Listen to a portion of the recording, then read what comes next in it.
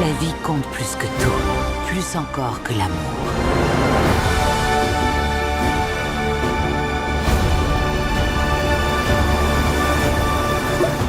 Salut tout le monde, c'est Déborah et aujourd'hui on va parler du remake de West Side Story. Bon, s'il faut jouer sur les mots, le film de Spielberg c'est l'adaptation de la pièce originale de Broadway et pas un remake formel du film de 61.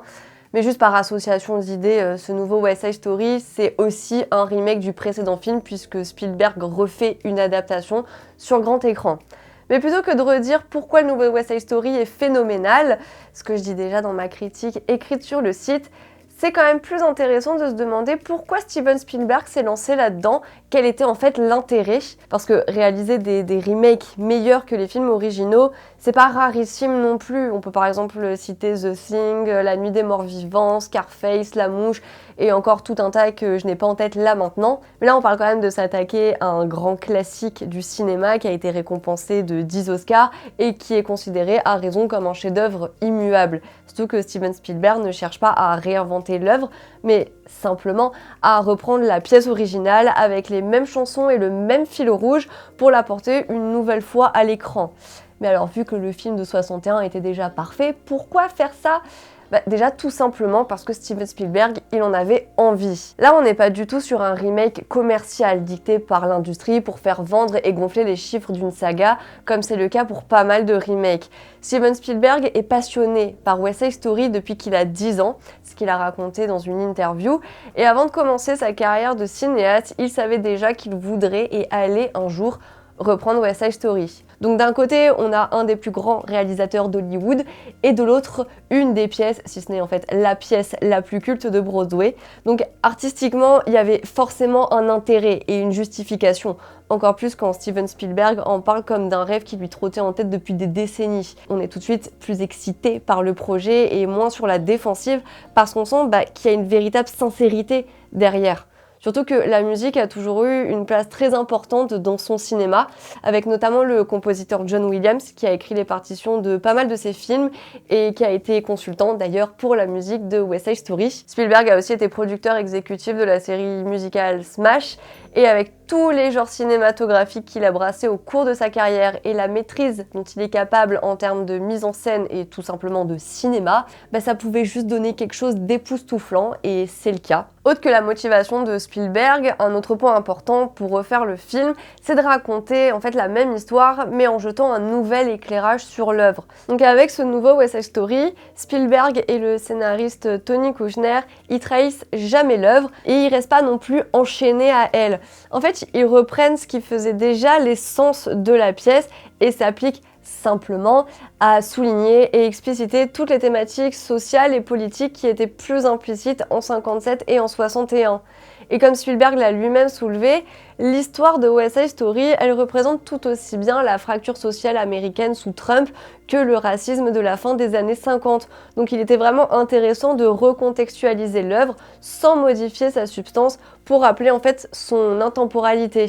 Pour ça, le film il profite d'un recul historique, notamment sur la gentrification de l'Upper West Side, donc le quartier où se déroule West Side Story, et de l'exclusion des classes populaires américaines, notamment celles issues de l'immigration, donc les Jets et les Sharks, dont il met plus en avant les ressemblances au final que les différences, notamment la peur, la violence ou leur sentiment d'abandon. Et avec ce regard plus actuel, le film du coup il se permet d'être plus franc sur certains points, comme le fait que Anybody's soit en réalité un personnage trans, un homme trans,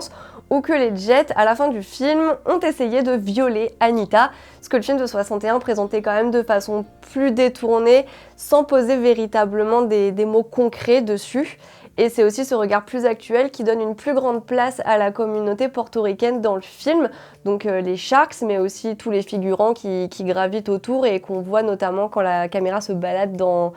les rues portoricaines.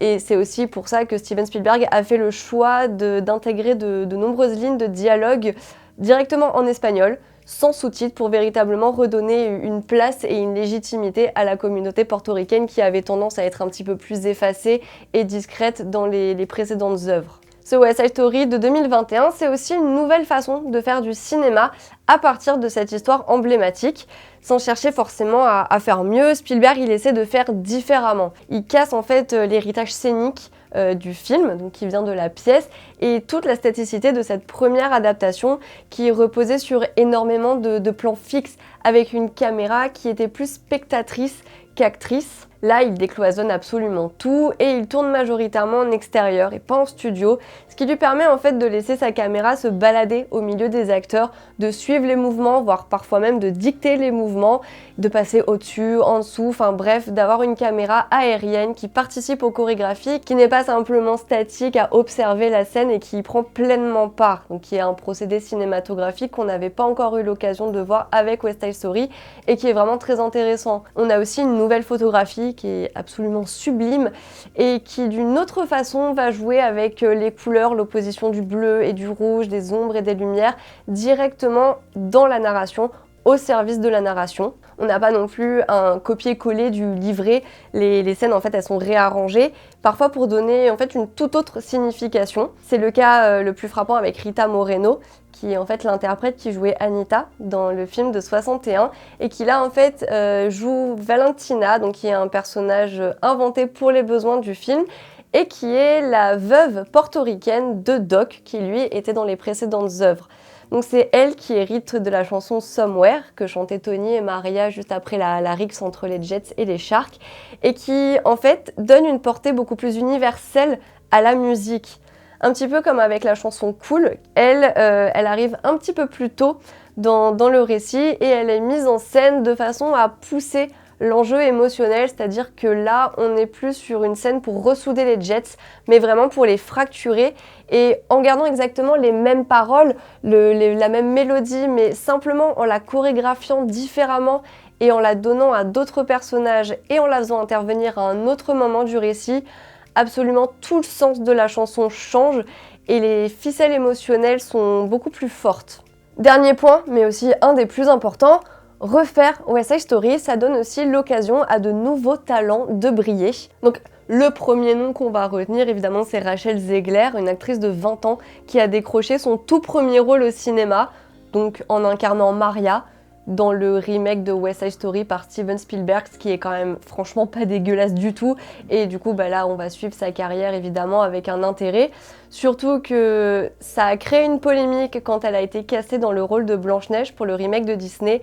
Mais avec son visage angélique, ses cheveux noirs, ses gestes très gracieux et vraiment sa voix aiguë de princesse Disney, bah ouais, en fait, le fait de l'avoir choisi pour jouer la nouvelle Blanche-Neige, en fait, ça paraît vraiment comme une évidence. Et pour le coup, personnellement, j'ai vraiment hâte de voir ce que ça peut donner parce que le personnage dans sa robe blanche, je l'imaginais déjà parfaitement en Blanche-Neige. Peut-être un peu moins dans les Shazam et gros blockbusters, mais en tout cas, dans les films musicaux, c'est sûr que, pour ma part, je serai présente. Et donc, même si Rachel Zegler, elle profite de moins d'expérience, elle vole quand même, malgré elle, la vedette à son partenaire d'affiche, donc Ansel Elgort, j'espère que j'ai pas complètement massacré son nom, mais qui, lui, pour le coup, on l'avait déjà vu dans Nos étoiles contraires et Baby Driver aussi, où déjà, il jouait sur son intérêt pour la musique et tapait des petits moves. Mais là, véritablement, c'est une bonne surprise parce que c'est un acteur qui sait chanter, surtout qu'il a l'intelligence de ne pas essayer de trop pousser sa voix, mais de garder un timbre assez calme et introverti qui, au final, matche quand même super bien avec celui de Rachel Zegler qui, elle, n'a aucun mal à pousser sa voix super loin. Il y a aussi Mike Fest qui joue Riff, donc le leader des Jets, et qui par son simple jeu, par ses regards durs et parfois un peu humides, donne une fragilité et une sensibilité, une nervosité à Riff, qui est un personnage beaucoup moins lisse et véritablement beaucoup plus nerveux et à fleur de peau, ce qui matche très bien avec le personnage de Tony qui est beaucoup plus cool, on va dire ça comme ça, en tout cas qui est plus posé et plus mesuré. Et c'est vrai que ces deux personnalités qui contrastent l'une et l'autre, aussi bien dans l'écriture du personnage que le jeu, ça crée une vraie force et ça amène une toute autre dimension chez les Jets. Faut aussi absolument mentionner David Alvarez, donc qui joue le nouveau Bernardo, le leader des Sharks, et qui, au-delà de super bien chanter et danser comme Mike Fest, apporte lui aussi par son jeu une nouvelle dimension au personnage de Bernardo, qui était quand même un personnage assez froid et manichéen, et qui là lui offre une véritable intimité, et pas seulement parce que le film se plonge dans l'intimité de la communauté portoricaine, mais parce que lui, avec son visage et ses expressions, apporte quelque chose de plus chaleureux au personnage, mais aussi de beaucoup plus tragique, même si évidemment le casting se fait assez facilement éclipser par Ariana DeBose, qui reprend le rôle d'Anita et n'a absolument pas à rougir. Elle est d'après moi juste flamboyante et très énergique, et elle apporte vraiment cette euphorie et cette ambiance carnavalesque à West Side Story qui manquait peut-être un petit peu plus à l'adaptation de 61, qu'on pourrait en comparaison trouver peut-être un petit peu trop sage. Donc au final, le West Side Story de Spielberg, c'était quand même la meilleure façon possible de réadapter la pièce et de faire le remake du film. Spielberg a parfaitement compris l'exercice et les risques de dénaturer une œuvre aussi culte. Il a compris l'importance de se nourrir du matériau d'origine pour donner une tonalité différente à l'histoire. Et bien voilà, cette vidéo elle est maintenant terminée. Surtout n'hésitez pas à nous dire ce que vous en avez pensé dans les commentaires et à dire tout le bien que vous avez aussi pensé du film de Spielberg. N'hésitez pas non plus à aimer la vidéo et à vous abonner pour les prochains contenus d'écran large. Salut! Stop!